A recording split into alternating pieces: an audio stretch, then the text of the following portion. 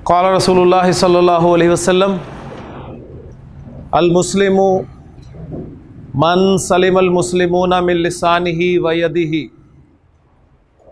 औ कमा क़ाल सल्लल्लाहु अलैहि वसल्लम रब्बि इश्रह ली सदरी व यस्सिर ली अमरी वहलुल उक़दतम मिन लिसानी यफ़क़हू क़ौली रब्बि यस्सिर वला तुअस्सिर व तम्मिम बिल खैर आमीन या रब्बल आलमीन। जैसा कि आप जानते हैं हमारे दीन का सोर्स जो है वो बेसिक सोर्स वो कुरान और हदीस है। तो आज जो मैंने आपके सामने हदीस बयान की है नबी करीम सल्लल्लाहु अलैहि वसल्लम की, उसमें आपने मुसलमान को डिफ़ाइन किया है कि मुसलमान कौन है। मुसलमान के बारे में आपने ख़बर दी है। आपने फरमाया कि अल मुस्लिमु, मुसलमान वो है कि मन सलिमल मुस्लिमूना। अब ज़रा नोट करें, ज़रा अल्फाज में भी गौर करें। अल मुस्लिमु, अल मुस्लिमु, अल मुस्लिमु, मुसलमान मारफा आ रहा है, हालत रफ़ा में आ रहा है, ठीक है। और उस मुसलमान के बारे में ख़बर दी जा रही है कि मन सलिमल मुस्लिमूना,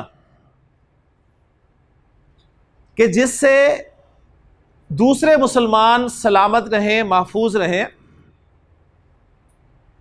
किस किस चीज़ से महफूज रहें? मिन लिसानिही व यदिही, उसकी ज़ुबान से महफूज रहें और उसके हाथ से महफूज रहें।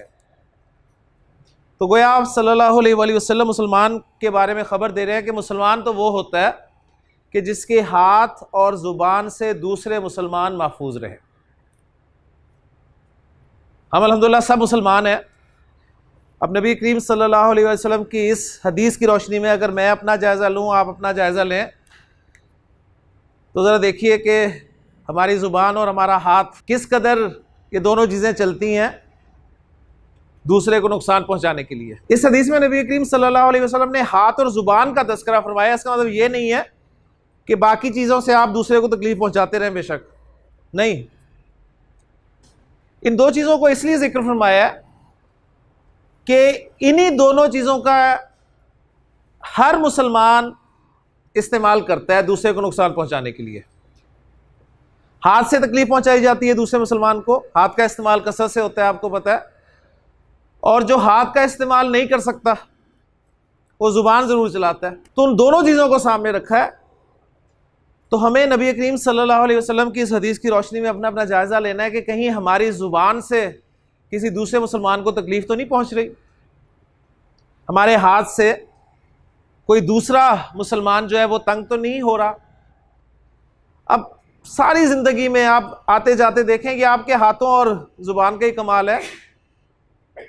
आप रोड पर हैं तो आपके हाथ से दूसरे मुसलमान बाज़ औक़ात बड़ी तकलीफ़ उठाते हैं, बहुत तकलीफ़ उठाते हैं।